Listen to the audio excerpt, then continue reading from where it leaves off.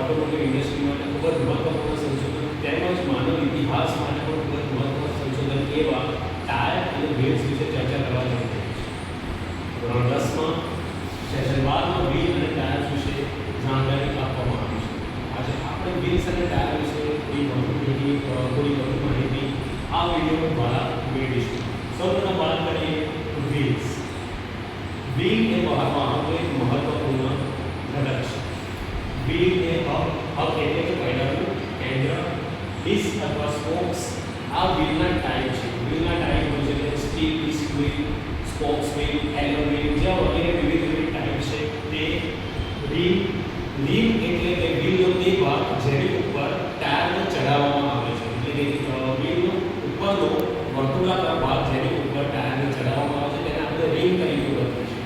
તથા ટાયર અને ટ્યુબનો સમૂહ છે. એટલે કે વ્હીલ એ હબ, ડિસ્ક અથવા સ્પોક્સ, રિંગ, ટાયર અને ટ્યુબનો સમૂહ છે. હવે વ્હીલનું કામ શું છે? વ્હીલ ફક્ત વાહનના વજનને ટેકો નથી આપતું, પરંતુ તેને રસ્તાના આંચકાથી પણ તેનું રક્ષણ કરે છે. ત્યારબાદ પ્રકાર છે ટાયર. ટાયર વ્હીલની રીંગ પર ચડાવેલ છે. આપણે આકૃતિમાં જોઈ શકીએ છીએ કે આ જે છે વ્હીલ છે, આ જે કાળા કલર દેખાય છે એ ટાયર છે. અહીં ટાયરને વ્હીલની રીંગ પર ચડાવેલું છે.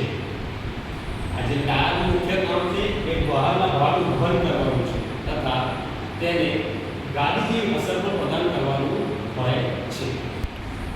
હવે આપણે ટાયરના પ્રકાર વિશે જોઈશું.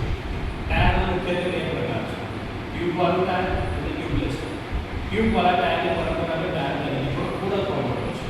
હવે ટ્યુબ વાળા ટાયરનો બાહ્ય ભાગ અને રીંગની વચ્ચે ટ્યુબ વાળી એક રબરની એક ટ્યુબ નાખવામાં આવે છે જેની અંદર ઉચ્ચ દબાણે હવા ભરવામાં આવે છે. આ હવા એ ગાડીવાળું માધ્યમ તેને પૂરું પાડે છે. હવે ટાયરનો જે બાહ્ય ભાગ છે જે રસ્તા ઉપર ફરે છે, આ રસ્તા ઉપર જે રસ્તા ઉપર ફરે છે તે બાહ્ય ભાગને કૃત્રિમ રબરથી બનાવવામાં આવે છે તથા તે બાહ્ય ભાગને આપણે ટ્રેડ તરીકે ઓળખીએ છીએ. તથા ટાયરનો જે અંદરનો ભાગ હોય છે, અંદરના ભાગને રેવર્સ અને સ્ટીલ વાયરની માળા દ્વારા રચવામાં આવે છે અને સ્ટીલ વાયર રેવર્સ અને સ્ટીલ વાયર દ્વારા અંદરનો ભાગને બનાવવામાં આવે છે. હવે જે રેવર્સ અને સ્ટીલ વાયર દ્વારા જે માળા રચાય છે એ માળા રિંગ સામે ટાયરને ઊભા રાખવા માટે તેને મજબૂત આધાર તરીકે કાર્ય કરે છે. અહીં જાણવાનું એ રહ્યું કે ટાયરના બાહ્ય ભાગ અને રિંગની વચ્ચે ટ્યુબ વાળા ટાયરમાં ટ્યુબ આવેલી હોય છે. તથા આ જે ટ્રેડ દેખાય છે ટ્રેડની અંદર આ ખાંચા દેખાઈ રહ્યા છે.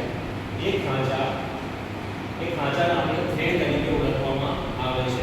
આ જે થ્રેડ છે તે લપસણી અને ઘટ સપાટી સામે પ્રતિકાર પ્રદાન કરે છે. એટલે કે રસ્તા ઉપર જે પણ લપસણી જગ્યા અથવા અસમાન સપાટીઓ છે તેની ઉપર સમાંતર આપે છે. હવે આપણે વાત કરીશું ટ્યુબલેસ ટાયર એટલે કે ટ્યુબ વગરનું ટાયર. અહીં ટ્યુબલેસ ટાયર અને ટ્યુબ ટાયરને રચના મુખ્યત્વે સમાન જ છે, પરંતુ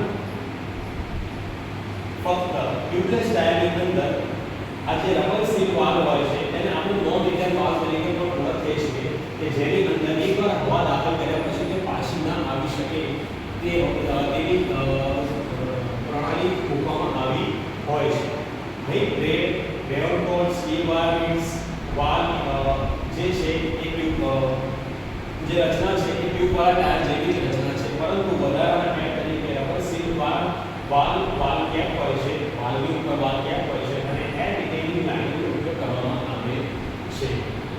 ટ્યુબલેસ ટાયરમાં ટ્યુબ હોતી નથી, ટ્યુબ વાળા ટાયરમાં ટ્યુબ હોય છે. મુખ્યત્વે આ જ